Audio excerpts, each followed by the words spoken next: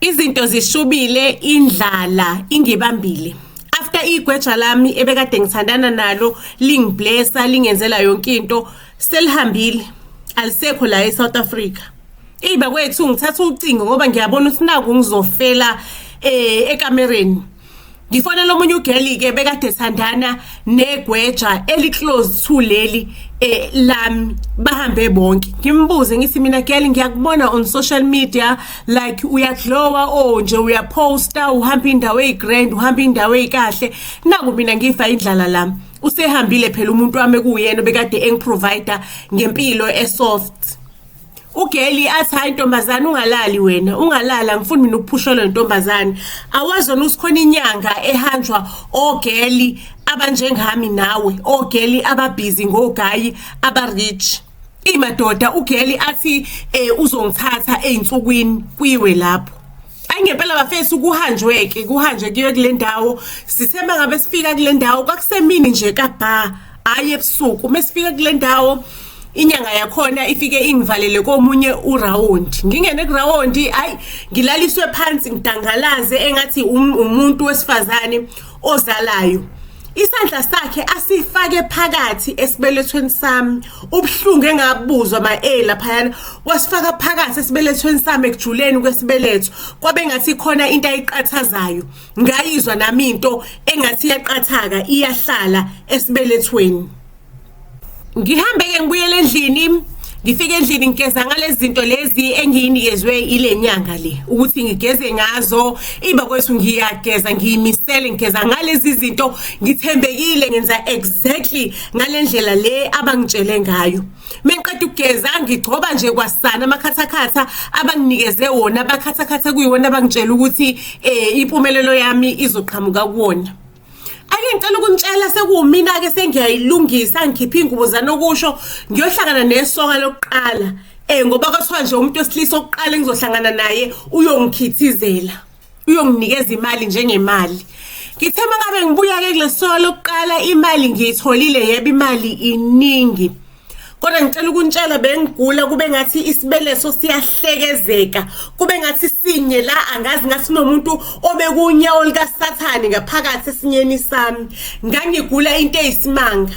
Cabanga ke ngoba mangabe sengibuya ngiya kodokotela ama x-ray kuvelane nje kuvele into eyisihlahla esibelethweni bathi nje lesihlahla lesi siqhamuka phakathi naphakathi kumina sihlangene nomzimba wami.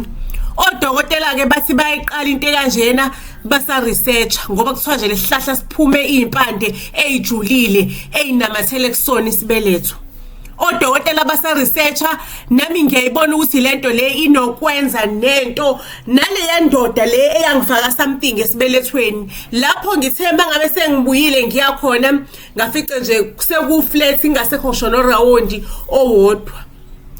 Ngicela usizo bakwethu siriveswa kanjani lesihlahla lesi esimile esibelethweni sami asihlanganeke down below kwi-comment section. Buzz SA to all social media platforms siyanthanda kakhulu. Ngamshada uSomathuba hayibo yazi angikholwa yonke lento le ukuthi umuntu wesilisa ukwazi kanjani ukuthi abe uSomathuba kanje.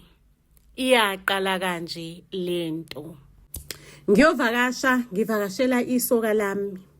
Mengifika kasoka lami sho ukuthi uforum womndeni waselokishini. Uyababona lo forum bakudala uthola ukuthi wonke umuntu oqhamuka emakhaya ufikela kulo forum.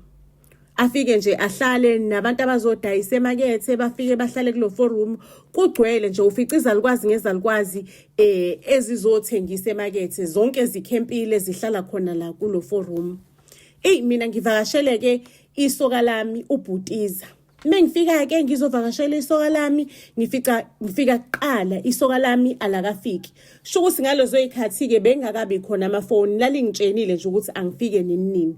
Mengifika ngifica kukhona omunye usisi uhleli kusofa yabona usisi nje ingqungqumbela kasisi usekhulakhulile uyambona ukuthi nje nasebusweni okhilimi sebethanda ukumudla Nkosi yami ekhanda wekade efaka amaroli yakhumbula lokukhela inwele ufaka amaroli lawa ahlabayo uneinweleni zakho wefake lo maroli wabona ukuthi inwele Nkosi yami bekade sethile kwakuthiwa ukusetha ngaloso sikhathi ubesethile lo muntu ekhanda uyambona Nkosi yami emkhabeni ufake nje i-figure belt encanyana wayithi intshi emkhabeni yabo lekuhlukana khona umkhaba namabele uthe intshi lapho uyambona lo sisi lo uyimisele usethile ekhanda waswenka waze wathi i-figure belt wabanjani isize yagoqana Nkosi yami ngoba i-figure belt avikhohlakele mangabe nomkhabi velani irole kwayiyona izithi intshi kulesiya sikhala ayike mengifika Nkosi yami ngifike ngihlale naye lo sisi ubabazile igama lakhe ngihlale naye ubabazile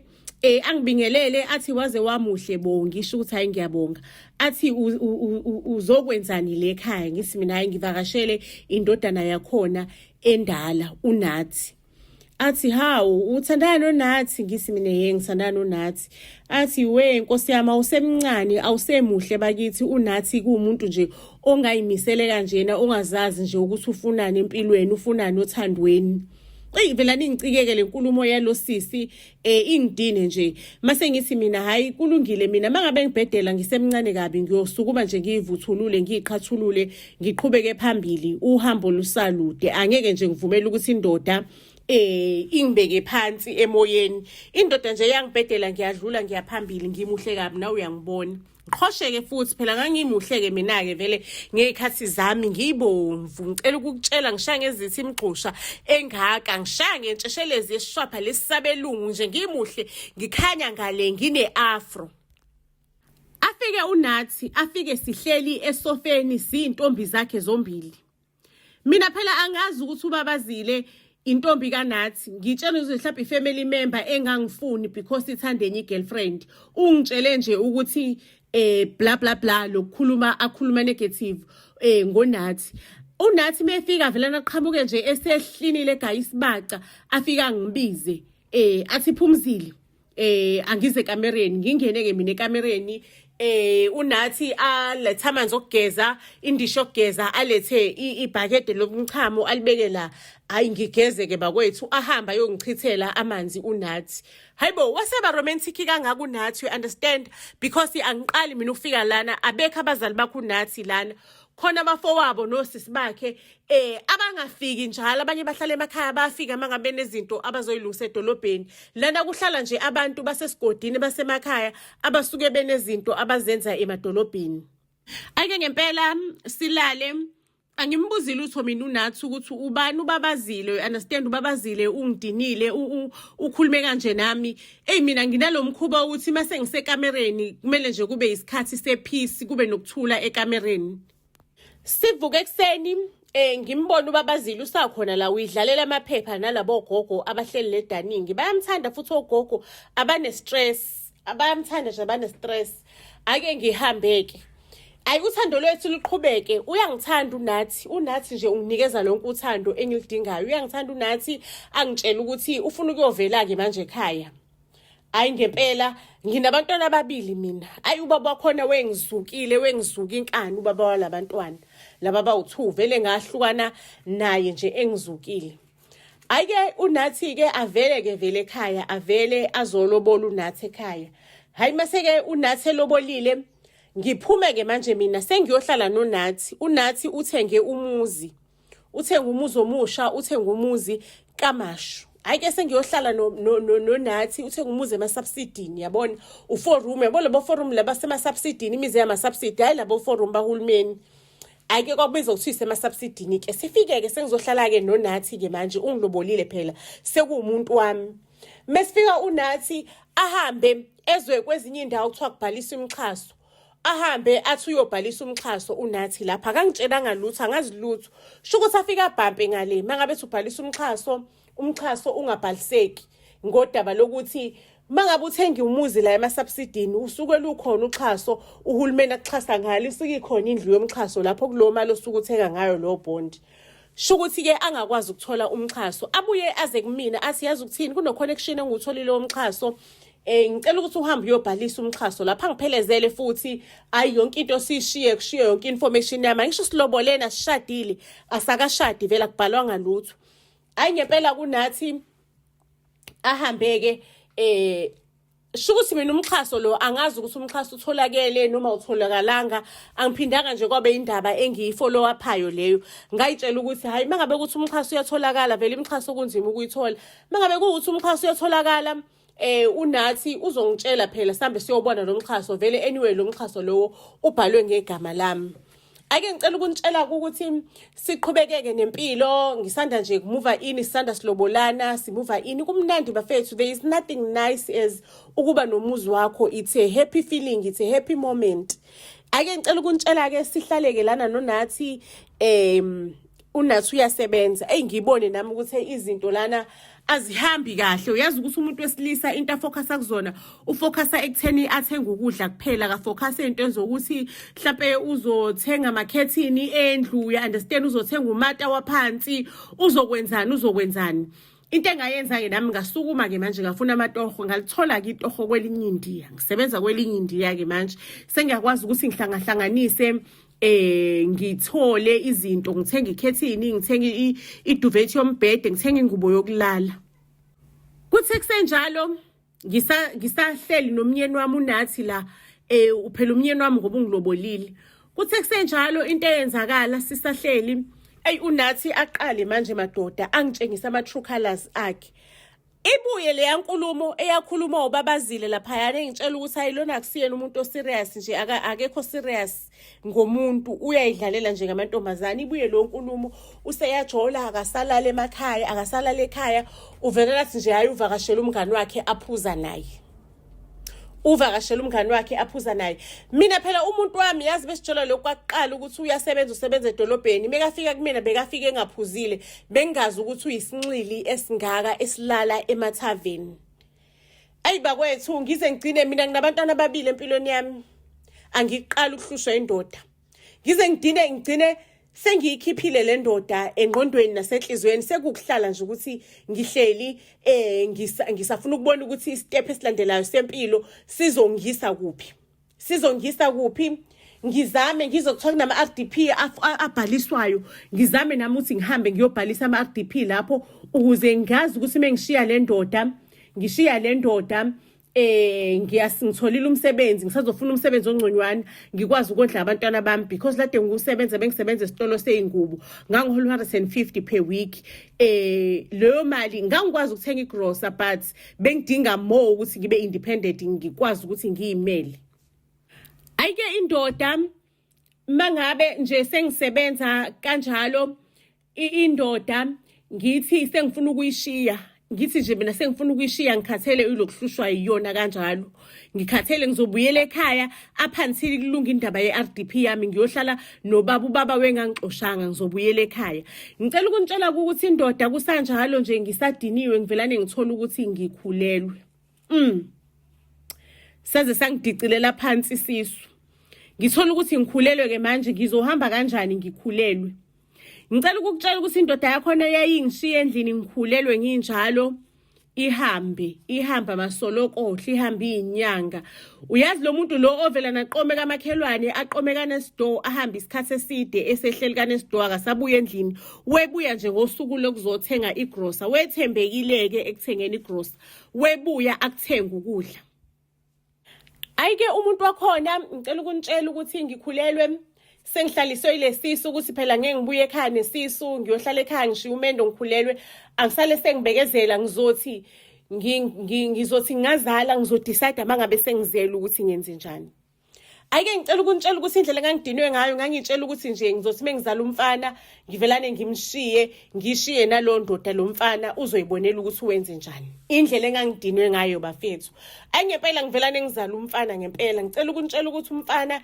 ngimshiye lapho ngihambe ngathi mengizala ngamshiya umfana endlini ngahamba ngambhalela incwadi ukuthi ngihambeleni kodwa nje ngamshiya nengane ngathi hayi ngisathi shwi ngisothenga into zengane ngiyabuya ngamshiya nengane endlini ngahamba ngohambo ngicela ukunitshela ukuthi mase ngifika ekhaya hayibo amabele agwansile bafethu ngithi mfazi imuno shiya ingane yakhe emuva Ngalala ubusuku obubodwa nje ekhaya ngathi hayi kodwa uthi ngiqinisele kumele asifunde isifundo naye.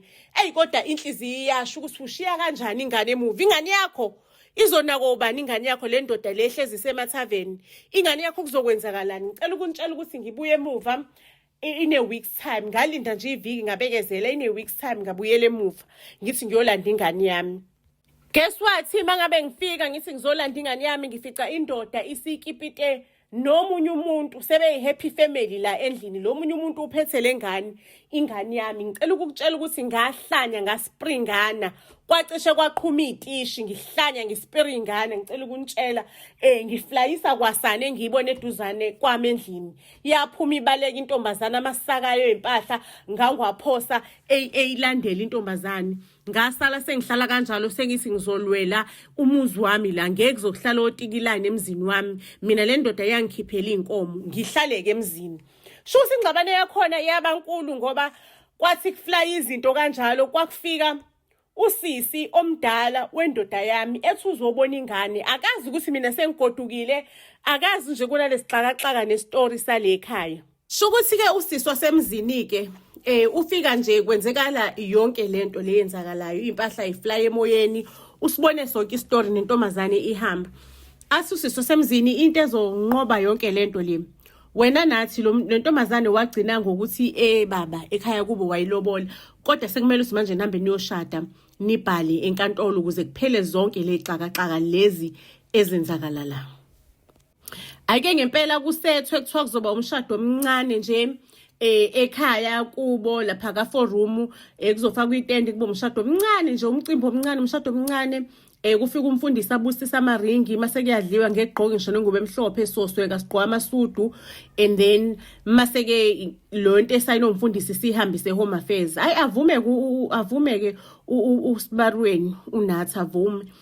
Ngempela ke usisi wakhona asho ukuthi mhlazana ethola ibonus ke uyazi ukuthi ubonus nini umntakama wakhe. Mhlazana uthola ibonus ke yilona langa leli ozoshada ngalo, yilona langa leli ozoshada ngalo mhlazana uthola ibonus. Ngicela ukunitshela hayi sonke siyazi ukuthi umshado uyasondela, umshado uyasondela. Umuntu wakhona ngelanga lelo ukuthi kushade ngalo wayeyidlila imali, wavela nje wahlala emathaveni wadakwa ngelanga lomshado. Mina lapho cabanga bafese sengithengile ibhankoko yami engizoyigqoka emshadweni. Umuntu wakhona akaziwa nokuthi ukuphi ngoba imali iphelile usemathaveni. Ngicela ukukutshela ukuthi usisi wakhe nezinsizwa zakuno, insizwa zakhe usisi wakhe zamharanta zaze zamthola. Thina sashada selihwalala sekuntambama kuyima umfundisi ebusisa amaringi. Sengijabhe kwayilo mshado loyo. Ngiswenke ibhankonko, ngiswenke ngebhankonko, ngangigqoka ibhankonko enhle ngangithenge kwesinye itolo lapha ngoba sijoni. Ake ngempela sashada selihwalala kilanga bakithi nezihlwele sezidle zadla cabanga zadla umshado ungakaqali ngisho nokuqala ngoba phela kwakucaca ukuthi hayi umkhonyana akatholakali. Wamthola edakwe emathaveni wathi hayi edakwe phelile. Ake kwashadwa emva komshado semina sengithola ireply yokuthi ngithola ireply nje like some few years after umshado ukuthi hayi umxhaso ngeke ngize ngiwuthole umxhaso because usukhona umxhaso osegameni lami. Ngisafuna ukuyilandelela lonto. Ukhona umxhaso osegameni lami kanjani kuthiwa hayi wena umxhaso wawubhalisa. Ngikhumbula ukuthi ngabhalisa umxhaso ngalesa sikhathi ngihamba nendoda yami kwenzakalani lo mxhaso bazange sawuthola. Ngithi mina azange nje sawuthola. Kuthiwa umxhaso nawawuthola naku sayinile uhlala ukona umxhaso. Njengamanje umxhaso wa hand over wanikezwe ikhiye ngosuku lokuthi ngithi le ndaba le ngisafuna ukuyisukumela, ngithi nje ngifuna ukuyisukumela sengitshela le ndoda. Indoda ithi yona ayiyazi loyo nto, ithi le ndoda yona ayiyazi lonto umxhasa akwazi uhand over. Indoda ngaleso sikhathi ivelane nje ibe sengozini yemoto idlule emhlabeni. Ngithi lento yomxhaso angeke ngize ngiyiyeke kanjalo, ngizoyisukumela. Ngithi mangabe ngithi ngiyochecka lo mxhaso ngifica ngale emxhasweni kuhlala bani? Kuhlala uBabazile. Niyamkhumbula uBabazile lengahlangana naye ku forum wakandoda yami ngesikhathi sokuqala wangitshela ukuthi indoda yami umuntu ongekho serious. Ngifica kanti undoda lo ubekafuna ukuthatha umxhaso efuna ukuthathela uBabazile. Sengiyayibuza ngayiphendula ukuthi sithini isizathu sokuthi amthathele egameni lami. Shukuthi wayefuna ukuthi mhlazana ubabazile mhlawumbe bengasazwani akwazi ukuthi amxoshe kahle emxhasweni or sasithini isizathu. Sekungitshele ke woman to woman. Wena umina ufica umnawenu obungazi nokuthi ukhona, ungazi nokuthi indoda yakhe inesithembu. Ufica umnawenu uhleli kwi-RDP ebhalwe ngegama lakho. Ebhalwe ngegama lakho. Ungenze njani? Ungamkhipha yini kulo RDP? Ngavela nje ngancinciza mengithola ukuthi kuhlala ubabazile, ngahamba kanjalo ngabuyela emzini wami. Kuyimanje ngakamkhipha ubabazile. Seke ningitshele ngenze njani, ngiyamxolela ubabazile noma ngiyamkhipha kumxhaso osegameni lami, umxhaso othi mina. Wena uyimina wawungenze njani? Ungamxolela ubabazile because uhlala lapho naye nezingane zakhe, noma ungamkhipha emxhasweni obhalwe ngegama lakho. Family ayidibaneke kwi-comment section ningitshele nini ukuthi ningenze njani. Because i-actioneni kwale ndoda because isebenza kamasipala zikhona imadlana engayithola futhi nalomuzi lo waba paid up. Ngangiqala ukuthi ngiphile kahle empilweni yami because angaze ngiphile kahle kanje indoda isaphila, ngaphila better indoda isishonile. Sometimes ezinye izinto uNkulunkulu uyidala ngohlelo lakhe engesilazi thina sonke, mengicabanga esingesilazi thina sonke. So ake ningitsheleke ukuthi wena umini ungamnyeka omunye umfazi ahlale emzini obhalwe ngegama lakho noma ungamkhipha uthi akahambe. Lapho ke story sethu family, ngicela ni comment down below kwi comment section. Ningakhohlwa ke family ukulike i-content yethu. Niphinde ni comment nisho ukuthi story nizwe sinjani. Ni comment nje, niphinde futhi after comment nisitshela ukuthi ni story nisibuka kuphi, nimaka i-register, nimaka from where i-register because kuyasiza kakhulu le-page ukuthi likhule futhi nasi kuyasiqhuquzela nje ukubona ukuthi sinani sonke sisandawonye nisayithanda lento. Ningakhohlwa phela nokufaka u-like because u-like lenza ukuthi ipage likhule, i-algorithm nje ilibona ukuthi ipage likhona nalo kwamanye ama-page. Buzz SA to all social media platforms ayilaliboneneke ey'torini ey'landelayo, siyanithanda kakhulu. Ekukhuleni kwami ngikhule ngisebenza eGoli, ekhaya lami lise-KZN. Mengisebenza eGoli ekhaya lise-KZN but nginesifiso sokuthi ngibuye ngizosebenzela ngasekhaya. Ngibe nesifiso sokubuya uthola ukuthi umsebenzi angiwutholi. Ngaze ngagcina sengiqalela ibusiness lami ngisasebenza, lavuthwa futhi nje lasebenza kahle ibusiness langenzela imali. Kwacaca ukuthi manje sekumele ngibuye ngizohlala ekhaya because bengifuna ukuthi ngibe close, ngibe seduzane nomama.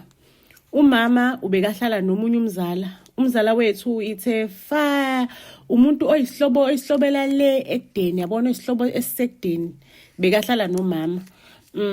Hayi ngibuye ke and mangabe sengibuya ngithola ukuthi umzala unali ikhaya kubo kodwa kabazala kasenapho.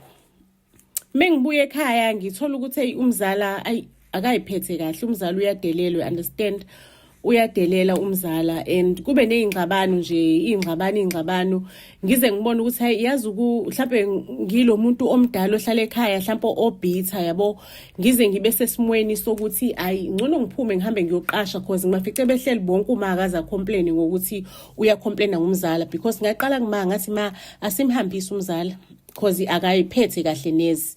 Ayumana asho ukuthi ayi umzala akasanababazali, yabona nje umana athi uNkulunkulu uzongishaya, yabona lo vibe leyo ukuthi mangabe umzalwane noma usuhlukumezeka wena uqala ubeke phambili ukuthi awume ngimxosha uzokwenza njani, yabona uzohlala emakhaya, mengixosha uNkulunkulu kanjani, yabona nje ubeke uNkulunkulu phambili ezimweni ezimbi. Hayi ngibona ukuthi okay mhlawumbe mina kumele ngiphume le ekhaya, ngiphume ngihambe ngiyoqasha. Hayi ekhaya ngiyeza uma ngiyamnakekela, ngimnikeza into ayifunayo, ngiseduzane nje nekhaya, just that nje umzala uyangicika and sengiyakubona ukuthi ukucikwa umzala sekunenzondo phakathi. Ngelinye ilanga sengingaze ngenze into wrong ngiyibone sengimbeka isandla umzala ngimshaye and ngiyazi ukuthi umzala vele naye akangithandi, angalijabulela lolo thuba, angangibophisa egijima eshesha. Umzala ke is unemployed, you understand, umzala is unemployed and udelela nje unemployed unjalo, akanayo inhlonipho. Inhlonipho nje into angenayo. Ngiqashile ke mina, ngihlele emqashweni Ayi umana ke gcine sekuba nesimo ke sokuthi umana ayi useyagula ke yabo, uma useyagula ayugula vele kumhlasela eduzane adlule emhlabeni. Ngibuye ngomngcwaba, ngisho mina ngedwa ingane yamama lekhaya, ngibuye ngomngcwabo ayumama ngcwatshe, mekadlula umama umngcwabo senginaloko nje ukuthi ngizosala kanjani nomzala, we understand. And bathi nje abantu behamba, abantu angisho ukubona mhlawumbe kuney'hlobo ezikuhlalisile emakhandleleni, ngomgqibelo ziyahamba iy'hlobo, nangesonto ezinye zihamba ngesonto. Zathi nje iy'hlobo ezayihamba ekugcineni ngesonto. Umzala phambi kwabantu, she is good in pretending, uyabona, wenze ngasi sihleli kahle lekhaya. Zathi ihamba iy'hlobo, umzala waqala ukungidelela. Ngathi yazi ukuthini mzala, mina ngeke ngiyimele lento leyo ukuthi ngidelelwe wena, ngizocela ukuthi uphume lekhaya uhambe ungishiye, ngizothola umuntu ozongihlalisa because ngangisase esimweni esimbi, ngisadinga ukuthi ngihlale nomuntu eduzane. Sometimes nje umuzi makusanda kushona umuntu, umuzi uyasinda. But ke ngathi nje umzala akahambe noma kuthiwa akekho umuntu ozongihlalisa, angeke mina ngipokelwe owami umama ungizalayo kade sizwana kahle. Umzala athi uthi angihambe mzala ngiyephi ngoba umuzi wami lo. Kunaloko kumele mina ngikhiphe wena emzini wami. Ngithi wemzala wena uyadlala lento le oyishoyo. Uyadlala umuzi kamama lona. Athi umzala akhipha amaphepha, umzala abiza amaphoyisa, athi ucela ngiphume emzini wakhe, akhiphela amaphoyisa iphepha, akhiphe emaphoyiseni iphepha lokuthi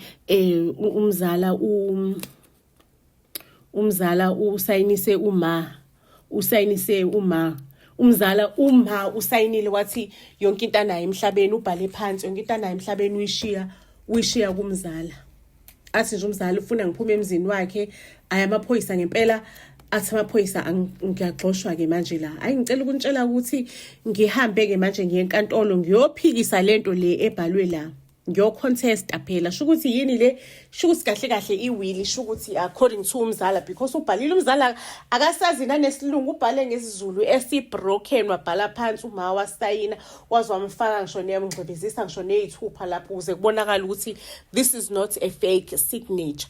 Umsayinise nini ngale insuku lezi uma kade segula ngazo, ama date asholoze insuku lezo uma kade segula ngazo.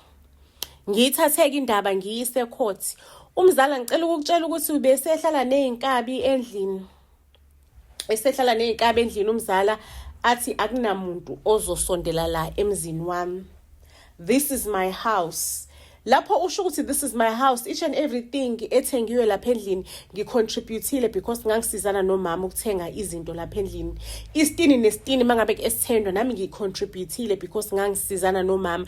Lo muntu lo umuntu okhulelele ekhaya. Umama akaze asebenze empilweni yakhe, bekahola impesheni but impesheni bincane. Kodwa umuntu okhulele ekhaya ekhula ngemali ethunyelwe yimina ukuthi ngondle umama lekhaya naye athola ukondleka kanjalo. Ngalo yondlela ngicela ukuntshela ukuthi umzala vele inkantolo unabo ubufakazi. Angazi ukuthi umzala wakhokhela bani enkantolo, emkhokhela ngani, ukuthi nje icala lathi nje umuzi okamzala iwili leyo few days before ashone uma wami. Kuthiwa nje iwili few days before ashone uma wami. Ayike ngishaye iappeal ke manje, ngishaye iappeal yokuthi ngiya-appeala. Luckily ijaji leli ekwakuyilona la judge ngaleso sikhathi livelane ligule nje, liphazamiseke ligule ngalezo izikhathi.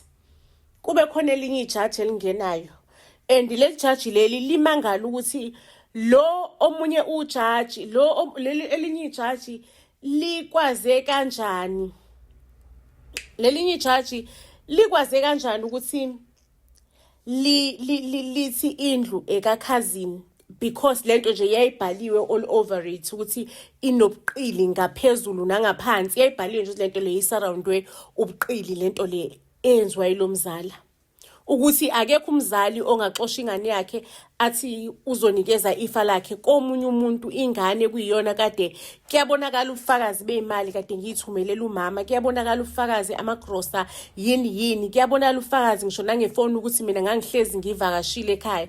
It's not like ukuthi umama ngamlahle, ngaze ngaprinta ngisho nama-GPS coordinates ukuthi imoto yami naku kade ngihlezi ngiyilana, umama egule ebhedlela bekahanjiswa uyimi, umama ukuthi yena mhlampe nje umzala wamvalele ekhoneni ngaloyo mzuzu mina ngingekho, imzuzu uma esegula wamconfusa. Ayike icala ke ngalwina kanjalo ke enkantolo for after i-appeal ukuthi ubuyele kanjalo ke egameni lami umuzi wasekhaya. Umzala kade esenze ubukorikori nobuqili bakhe, kwamele ukuthi aphume kanjalo ke nezinkabi zakhe aphume ekhaya. Yazi ukuthi kusukela lapho ngaphelelwa ukumthemba umuntu ukuthi nje ngingabe ngisaba nothando lokusiza umuntu. La ngiphelela uthando lokusiza umuntu, kwakulula empilweni ngalezi ayikhathi umuntu esamazisa omunye umuntu, abantu besazisana. Kwakulula empilweni, uthando lwalulula, uthando kwakwazi ukuthi ingane kaMasibanibana ngeke ilalila ilambile umndeni ukhona, angeke ingasizwa umndeni ukhona. Kwakusana lolo thando nokuxhasana nokusizana okunjalo. Mina ngangazi ukuthi ukusiza umzala simfukamele ekhaya egcineni kosuku kuyosileda, kosigcinisa sekusigcinisa empini enjengaleyana, kusifake enyakanyakeni, kusifake empini enkulu, because kwakuyimpi enkulu. Wawungawubona umzala nezinkabi zakhe wesehamba nama-bodyguard, ngisho noma enkantolo nginyonkoloza umzala sekuwumedem phela, uphethe idladla, uphethe ikhaya. Cela ukukutshela ke ngasahayizi ukuthi ngicela ungangixoshi bandla sisi, anginayo indawo yokuhlala, ngicela bandla ungifukamele, ngiyaxolisa, ngiyawabona amaphutha ami, ngibele greedy. Uxolele usathana, uhleli nenyoka endlini, into engakunqumulele. Ngathi ihamba, angifuni nokuthi ngiphinde ngikubone, ngashakwa protection order ukuthi angifuni ukubona imicondo yakho ithwayizela eduzane nalomuzi. Family, ngizosibeka lapho ke story sethu sanamhlanje. Ngicela family lingakhohle ukuthi thina njengeBuzz SA sithatha incwadi yakaMatikuletsheni, incwadi yaka grade 12 ebizwa ngokuthiwa Impi Yabomdabu isethunjini, sayishintsha sayenza imovie lo ncwadi because imovie oqinsi kakhulu abafundi engizima ukuthi bayi-understand. So senzela ukuthi impilo yabafundi ibe lula kakhulu. Mangabe umzali onomfundi ofunda umatikuletsheni, enza impilo yomntwana yakho ibe lula kakhulu, ibe ngconywana kakhulu ngokuthi usixhume ku WhatsApp enambeni esi 079 337 2464. Ngizoyiphinda 079 337 2464, 079 337 2464. Siyathinteka ke WhatsApp, sixhumane. Umntana wakhe akwazi ukuthi ayithenge imovie, simsendele akwazi ukuthi ayibuke ku WhatsApp. Please note ke ukuthi video yethu is protected. Umuntu mangabe ibuka akakwazi ukuyishare, akakwazi ukuyisave efonini yakhe, okwakhe nje ukuthi ayibuke ayi-understand mase eyaphasa. Ayiphase ingane because iBuzz seyishaya ngolunye ke manje unyawo ukuthi ishintshe lencwadi yayenza imovie ukuze abafundi bayi-understand kangconywana. Family ke ngicela ukuthi ningakhohlwa ukuthi ni like Nkosi yami, because ukulike kwenu kuyalisiza leli page ukuthi likhule, ni comment, ni share i-content yethu ukuze sisizakale sikhule. Nisitshele nje ukuthi nisibuka from where, intoni eniyithandile ngale story, niphinde ni comment ukuthi yini ningayithandanga eyenziwa yi-character thizeni estorini. So Buzz SA to all social media platforms, siyatholakala nje kona wonke ama-social media platforms. Siyatholakala ku Facebook ngegama elithi Buzz SA, uzobona laphayana currently sina 2.6 million followers. Uzobona kune blue tick eceleni kwegama lethu, uphinde futhi uye on our YouTube channel uzobona igama lethu Buzz SA, ufike usifollowishe na ku TikTok nakhona sikhona futhi, uzofike futhi usifollowishe ku TikTok, uphinde futhi na Instagram usifollowishe, sikhona Buzz SA to all social media platforms. Siyanithanda kakhulu family, ayilale ibonene ey'torini ey'landelayo. Mncwa.